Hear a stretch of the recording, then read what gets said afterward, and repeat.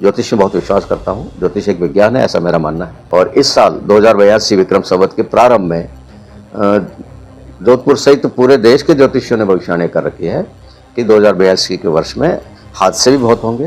राजस्थान, जहां रेगिस्तान की रेत पर सूर्य की किरणें चमकती हैं, आजकल मौत की काली छाया से घिरी हुई है।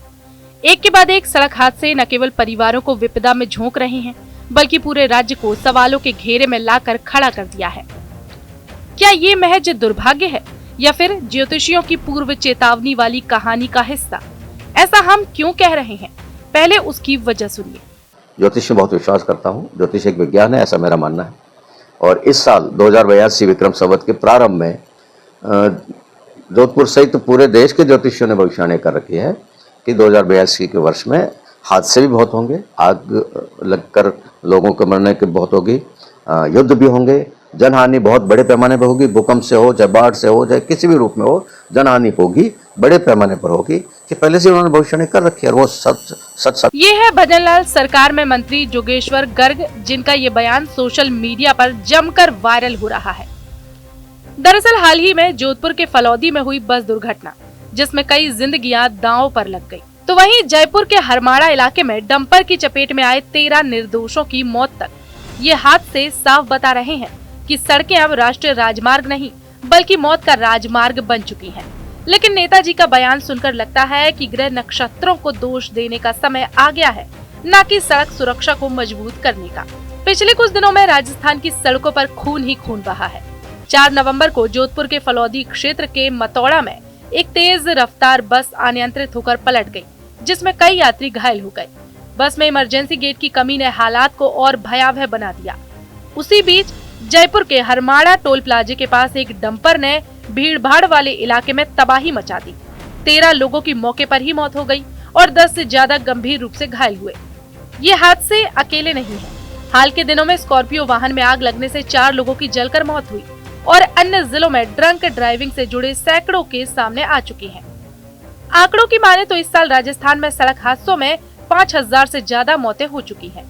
एक ऐसी संख्या जो राज्य की चमकती अर्थव्यवस्था पर काला धब्बा लगाती है। इन हादसों के बीच बयान आया है भाजपा के मुख्य सचेतक और जालौर विधायक जोगेश्वर गर्ग का। हमारे यहाँ आग लग रही है, बसों में आग लग रही है, कारों में आग लग रही है। अब बस के तो चलो जैसलमेर वाली बस के लिए कह रहे हैं कि उसमें इमरजेंसी दरवाजा नहीं था और एक ही दरवाजा था, लोग निकल नहीं पाए। सेंटरी के पास जो स्कॉर्पियो जली, स्कॉर्पियो में तो 5 दरवाजे होते हैं और 5 लोग थे अंदर, तो 5 मर गए, बाहर ही नहीं निकल पाए। तो ये कुछ संयोग भी कह सकते हैं इसको। और यदि मेरे से आप पूछे व्यक्तिगत, क्योंकि मैं ज्योतिष में बहुत विश्वास करता हूँ। ज्योतिष एक विज्ञान है, ऐसा मेरा मानना है।